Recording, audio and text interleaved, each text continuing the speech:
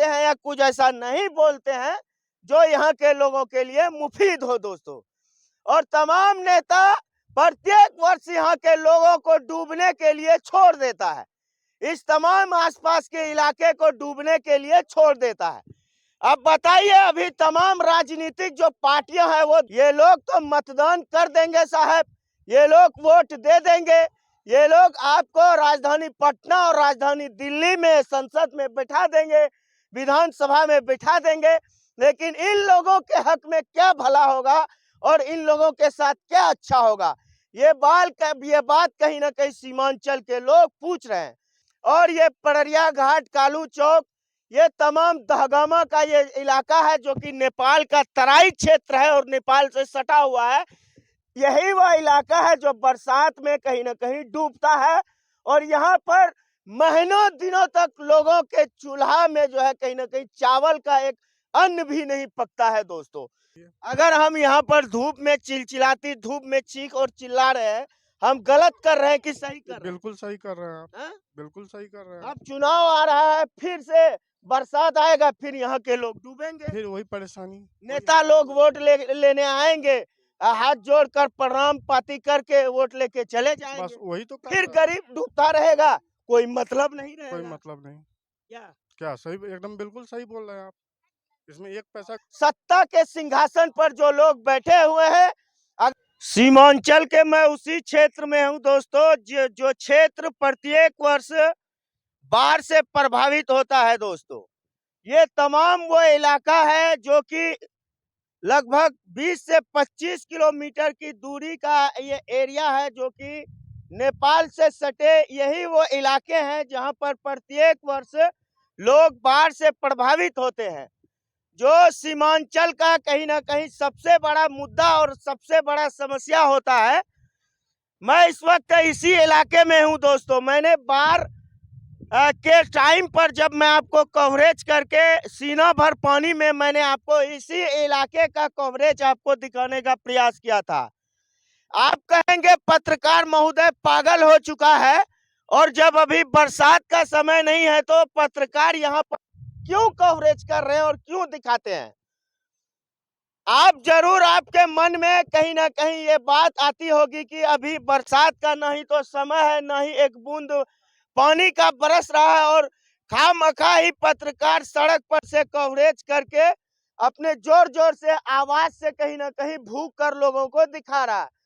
कति अगर आप इस प्रकार की बातें आपके मन में आती है तो आप बिल्कुल इस बात को अपने मन से निकालने का काम कीजिए दोस्तों। ये वो तमाम इलाके हैं जहां पर कहीं ना कहीं प्रत्येक वर्ष यहाँ के तमाम लोग जो है, छोटे बच्चे, बूढ़े बुजुर्ग, यहाँ का जो ये आशियाना है, तमाम घरों में पानी होती है। मेरा बोलने का मतलब और मेरा बोलने का उद्देश्य और चीखने का कारण यह है कि लोकसभा का ये चुनाव चल रहा है दोस्तों, लोकसभा का चुनाव का समय है, और मैं आपको बता दूं कि सीमांचल बाढ़ ग्रस्त इलाका कहलाता है, और जो नेता यहाँ के लोग जिन नेताओं को चुनकर, जिन नेताओं को सेलेक्ट कर यहाँ पर राजधानी दिल्ली भेजते हैं, ऐसे ऐसे नेता यहाँ के लोगों के लिए कुछ ऐसा नहीं करते हैं या कुछ ऐसा नहीं बोलते हैं जो यहाँ के लोगों के लिए मुफीद हो दोस्तों। और तमाम नेता प्रत्येक वर्ष यहाँ के लोगों को डूबने के लिए छोड़ देता है, इस तमाम आसपास के इलाके को डूबने के लिए छोड़ देता है।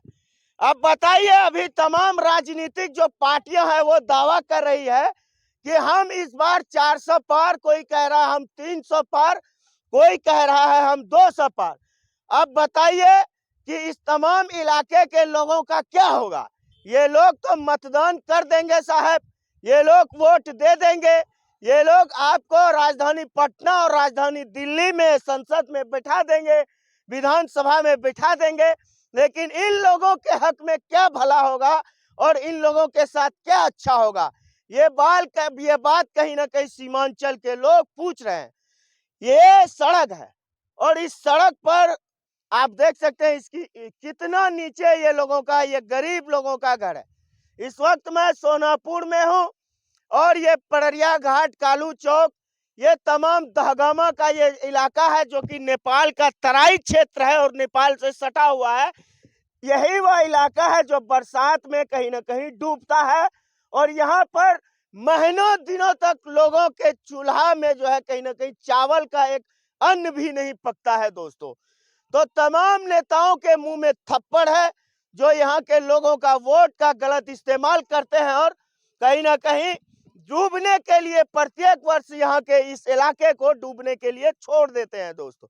कुछ लोग हैं, हम उनसे बात करेंगे और जानने का प्रयास करते हैं। और मैं आपको बता दूं, नूना नदी बगल में है। अच्छा भाई जी, ये बताइए, चुनाव आ रहा है, नेता लोग रोटी सेकने के लिए फिर आएगा, सीमांचल का ये खास तौर पर ये इलाका डूबता है। क्या कोई सरकार को, जो भी सरकार बने, उसको ठोस कदम उठाना चाहिए कि नहीं? एकदम उठाना चाहिए। अगर हम यहाँ पर धूप में चिलचिलाती धूप में चीख और चिल्ला रहे हैं, हम गलत कर रहे हैं कि सही कर रहे हैं? बिल्कुल सही कर रहे हैं आप। हाँ? बिल्कुल सही कर रहे हैं। अब चुनाव आ रहा है, फिर से बरसात आएगा, फिर यहाँ के लोग डूबेंगे, फिर वही परेशानी। नेता लोग वोट लेने आएंगे, हाथ जोड़कर प्रणाम पाती करके वोट लेके चले बस जाएंगे, वही तो फिर गरीब डूबता रहेगा, कोई मतलब नहीं कोई रहेगा। मतलब नहीं।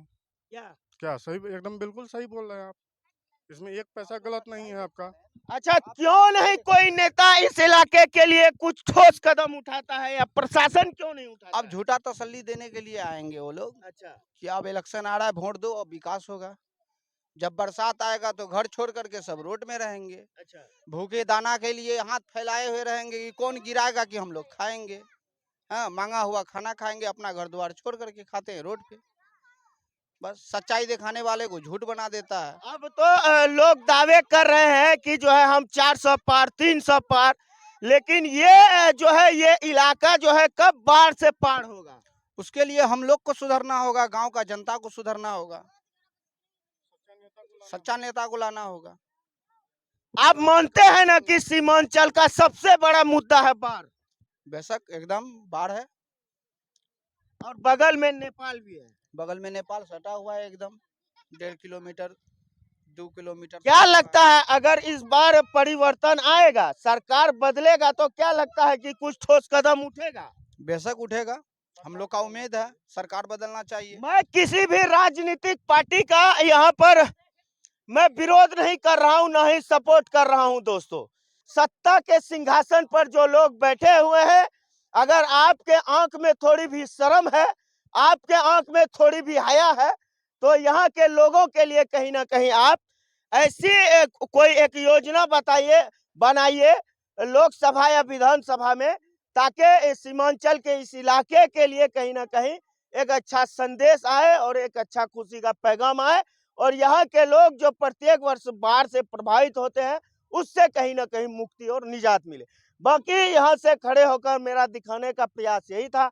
आप लोगों को ये प्रयास कैसा लगा कमेंट में जरूर बताइए। वीडियो को देखने के लिए तमाम दोस्तों और भाइयों का बहुत बहुत धन्यवाद, शुक्रिया, शुभकामनाएं। जय हिंद।